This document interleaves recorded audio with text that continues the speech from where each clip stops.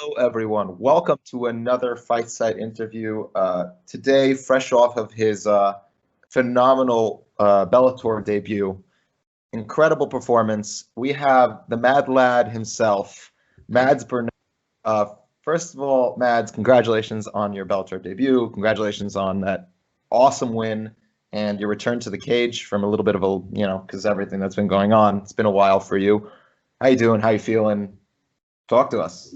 I'm feeling good. It was a great fight, great experience being with the Bellator crew, the staff, all the people around Bellator. Super nice people, super professional, and yeah, I'm feeling good. I have a stomach full of food and can drink whatever I want. So yeah, I'm feeling good.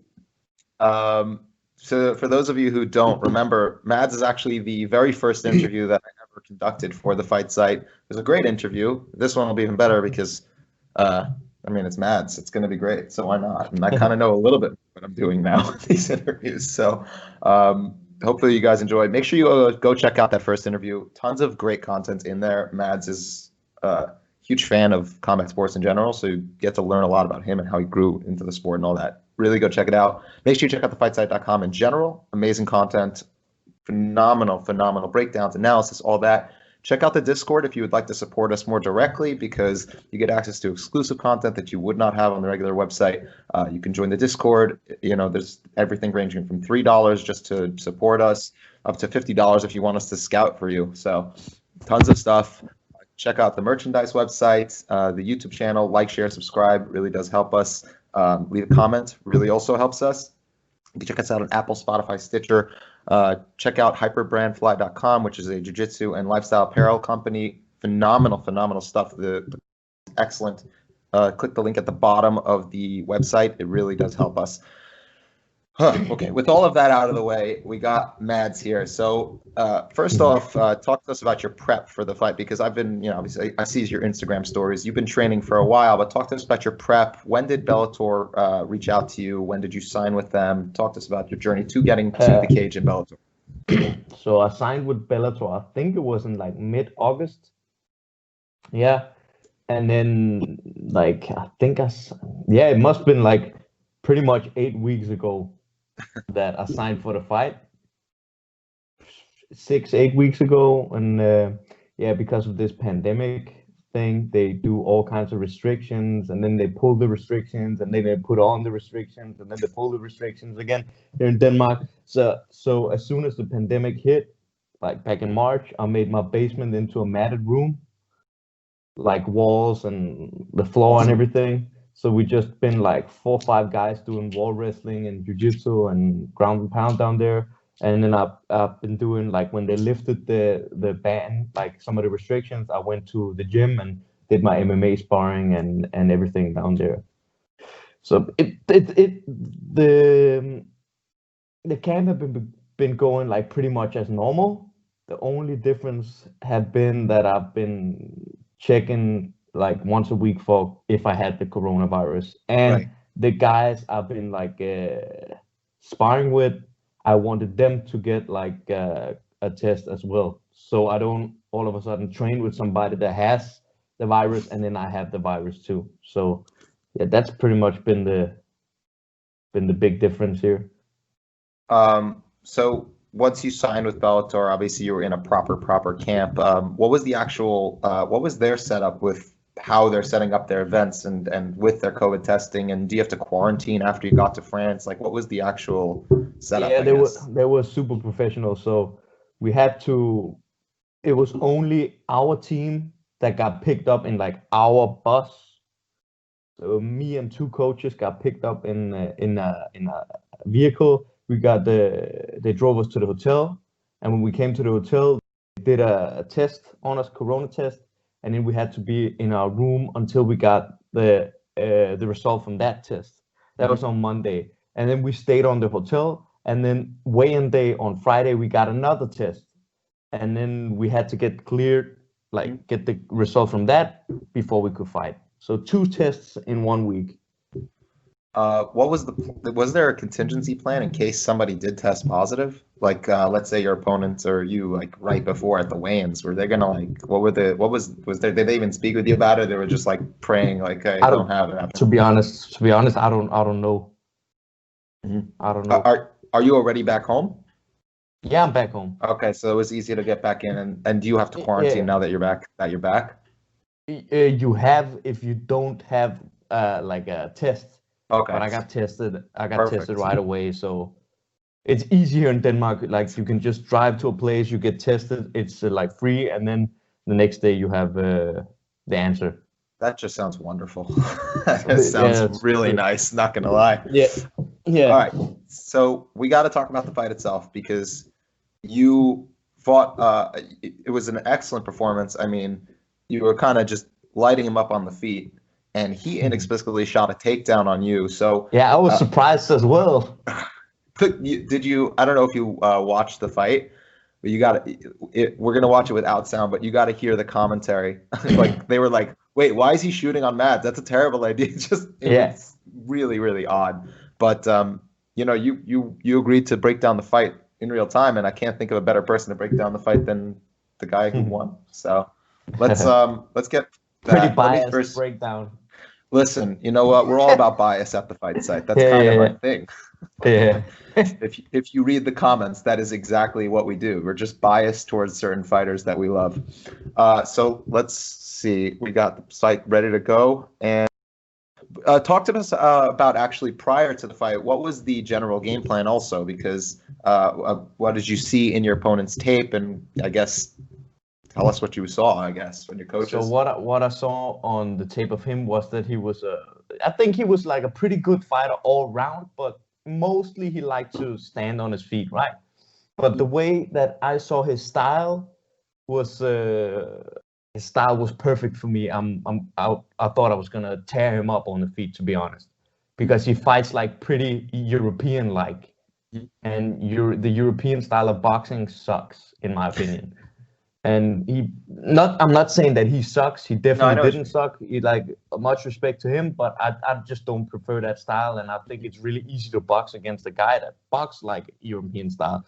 So the initial plan was actually to beat him on the feet and yeah, take it from there. But then when he shot on me, from that small little exchange we had of grappling, I could just feel like, okay, Yeah. I'm gonna have a really, really, really quick night if I just take him down. I So, was like, well, okay. Then I smacked him a couple of times on the feet and went for the takedown and got it. And yeah, it was pretty much it from there. well, you definitely had an easy time on the ground. So let's take a look at what you did here because you looked great. So, If you can just take it like in small little bits, that would be so I can like keep up. Yeah, sure. Yeah, we'll pause it yeah, whenever you'd like to pause and kind of so, like, yeah. Okay. So the first thing was just establish range, right? So I just feel him out, see what he's coming with, Mhm. and try to establish my range. And I'm, yeah, the same. Establish my range, see what he's doing, see what looks I can get, see where he's open. Yeah, and I pretty much found the range there.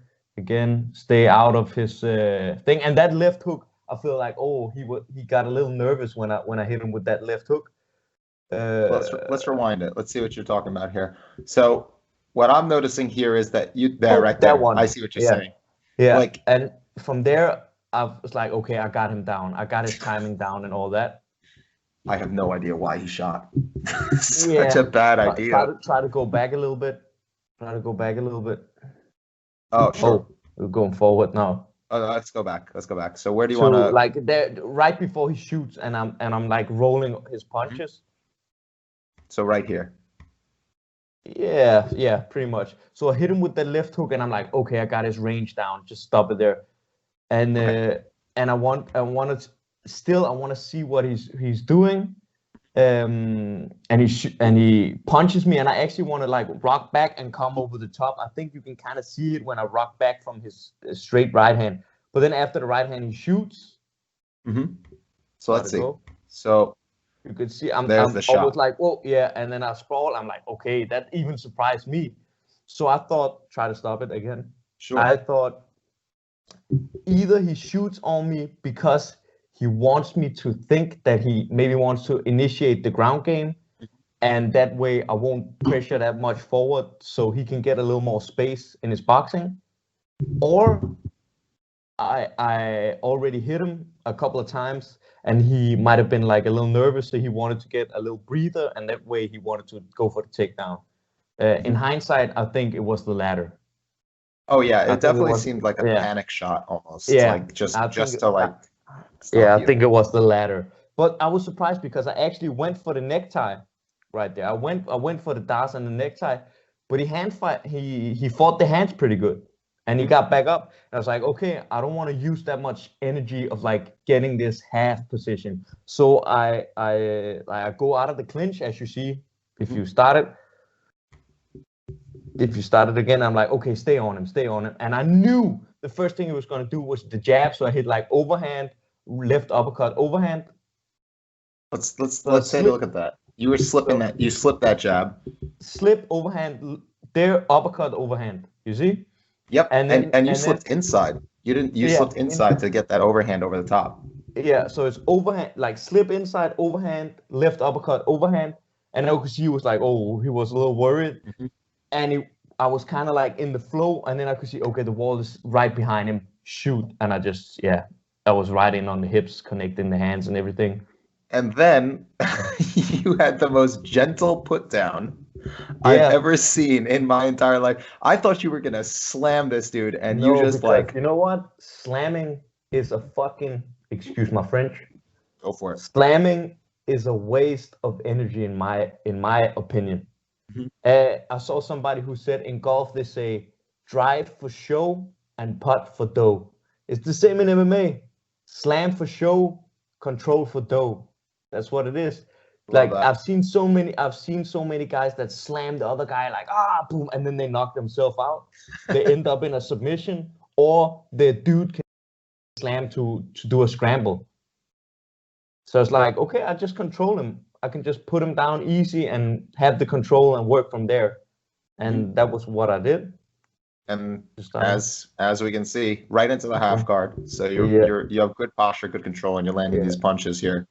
And then I tried to work myself like at cooking the beans a little bit, passing the guard, and then I tried to get the crucifix. But he kind of knew what I was going for.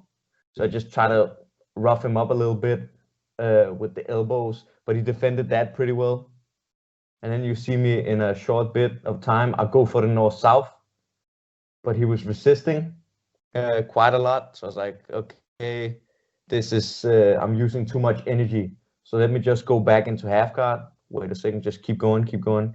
See, now I'm going for the north-south, but he's still resisting quite a lot. Like, okay, I'm wasting too much energy. Let me just go back to half guard and sit heavy on his leg and smack him. I remember you telling Phil when he was talking to you, like he's like, I was using too much energy and I wanted to conserve and just beat him up. Yeah. So there, boom, boom, boom, hitting him a couple of times. I could feel that he tried to go for the armbar a couple of times, but he didn't really get the chance. Just beating up a little bit.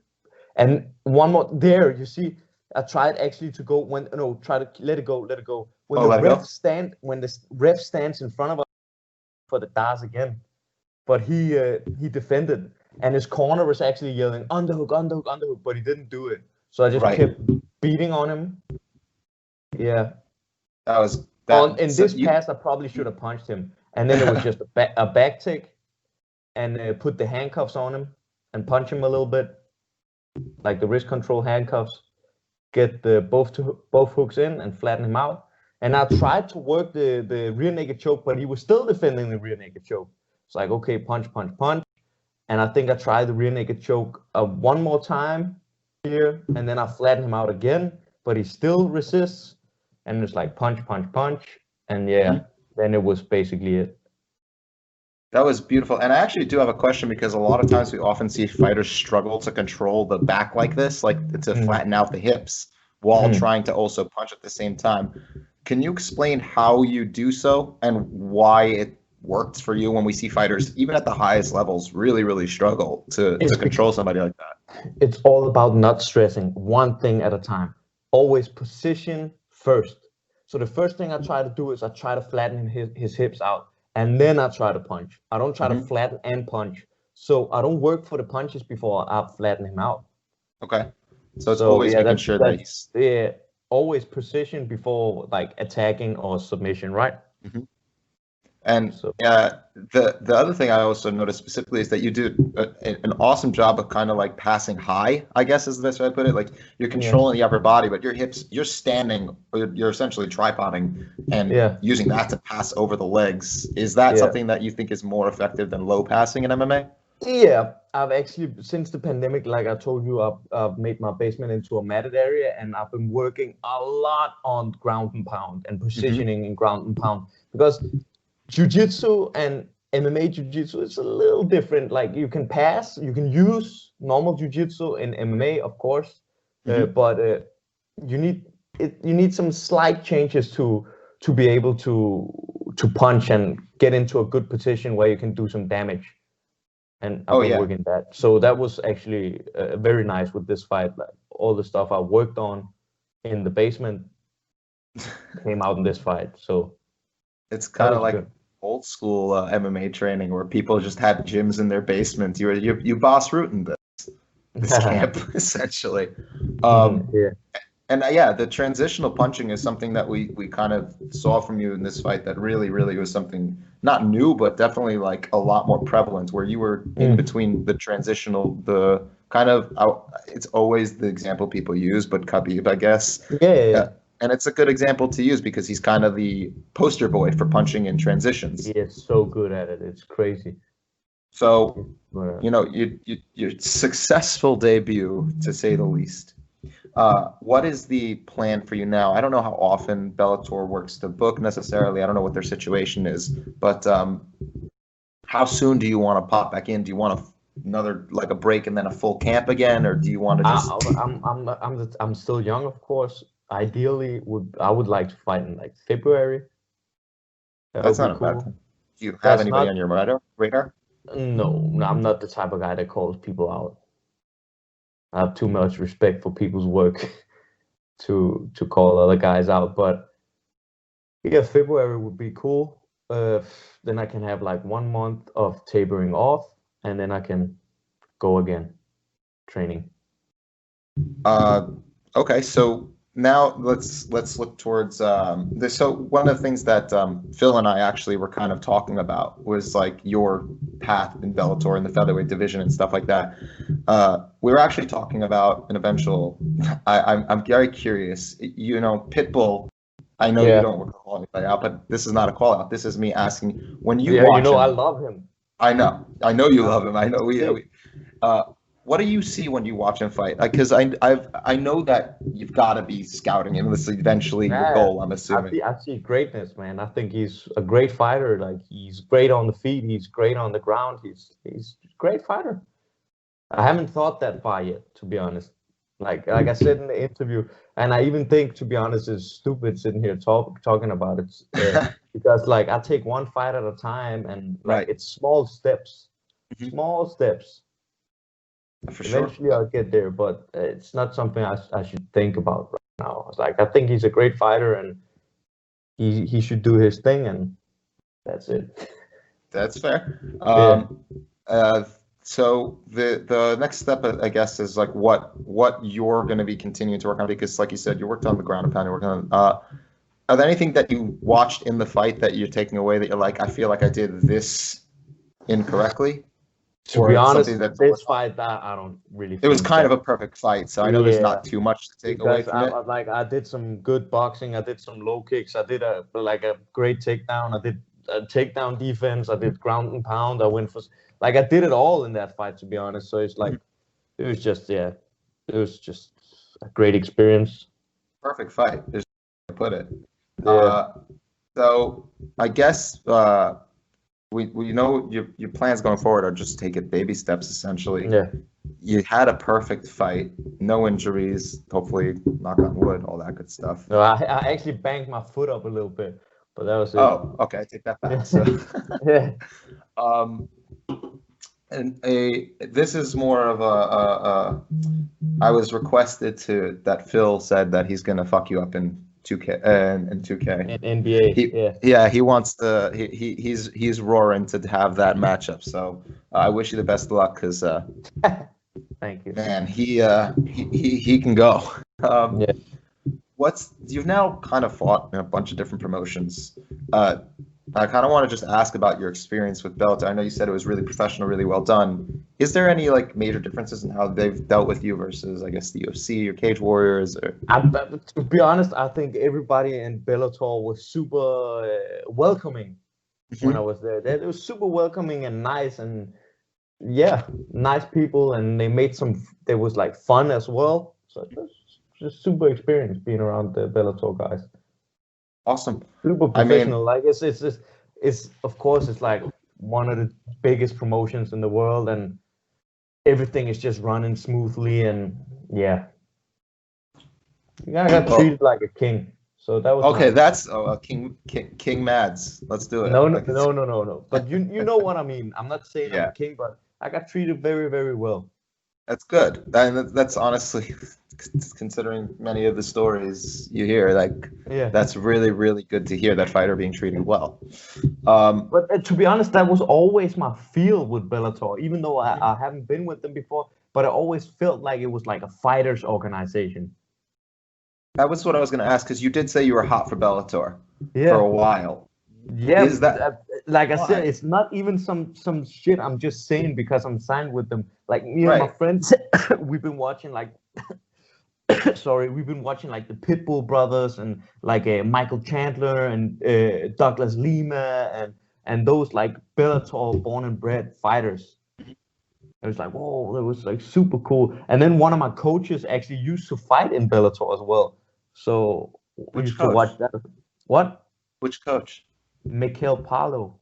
He went to the final back in the middleweight tournament against Brennan Ward. Oh, right. Oh, okay. Okay. I remember Brennan Ward too. So okay. I remember that. So I probably have actually seen that fight. Probably. Yeah. Well, Mads, I mean, it's unfortunate that this is my fault. So, the fight site guys can blame me. But I do know that maybe Phil would definitely want to talk to you in the future. I know he mentioned he definitely has a ton of questions, and we've spoken That's about the French dude. Yeah, right? that's the French king right there. Yeah. So I was on him a little bit. Yeah. He said like, "You're very humble." I was like, "What? What is humble? You mean humble?" Ah, okay. It's that thick Jean-Claude Van Damme Oh, yeah. accent. He's got a very thick accent. He's awesome though. He's a great guy. He knows his shit about fighting. Nice That's guy. for sure. Unfortunately, I am pressed for time because I gotta go back to work. But I definitely want to do this again. Thank you for spending time with me on this. It was awesome to talk to you again. Great seeing you after such an awesome performance too. Thanks for having me, and thanks for being like so supportive. I Always. appreciate it. For sure. And I really hope that once maybe the vaccine comes around and stuff like that, you get to make it out to New York again. Would love to actually catch that role. I would love to catch that role with you. That's the plan, man. I have a friend who lives in Jersey, and I really want to see him as soon as freaking possible. So that's the plan. As soon as the ban lifts, I'm there. Let me know, because we're going to have to make sure we get a roll in. I'm looking forward to that. Everyone, go make sure that you follow Mads on Twitter. Go follow him on Instagram. If you have, I don't know, account. I don't. I have Instagram, and I don't understand Twitter, to be honest. It's weird. I'm eating breakfast right now. Okay, who gives a damn? Like, whatever.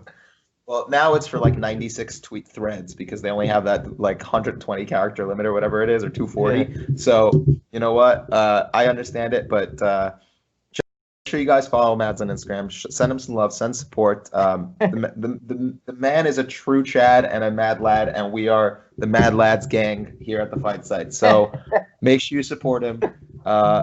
Amazing fighter. Whenever your next fight is announced, please let us know. We'd love to talk to you about any prep or whatever it might be. Thanks again, brother. And congrats. Amazing, amazing fight. Seriously. Thank you.